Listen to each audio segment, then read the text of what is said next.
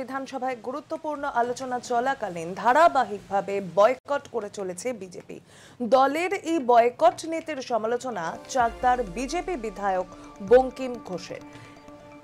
শিক্ষা এবং স্বাস্থ্য আলোচনায় অংশ না নেওয়ায় আক্ষেপ, দলের সিদ্ধান্ত যে সঠিক নয় মানলেন বঙ্কিম ঘোষ। আরও একবার জানিয়ে রাখি, আইন শৃঙ্খলার দিকে নজর রাখার নির্দেশ। জেলা শাসকদের সঙ্গে বৈঠক। বিধানসভায় গুরুত্বপূর্ণ আলোচনা চলাকালীন ধারাবাহিকভাবে বয়কট করে চলেছে বিজেপি। বিধানসভা বয়কট বারংবার বিজেপিকে করতে দেখা গিয়েছে এবং দলের এই বয়কট নীতির সমালোচনা করেছেন চাকদার বিজেপি বিধায়ক বঙ্কিম ঘোষ। শিক্ষা এবং স্বাস্থ্য আলোচনায় অংশ না নেওয়ায় আক্ষেপ প্রকাশ করেছেন তিনি। দলের সিদ্ধান্ত যে সঠিক নয় সেটাই মেনে নিয়েছেন বঙ্কিম ঘোষ।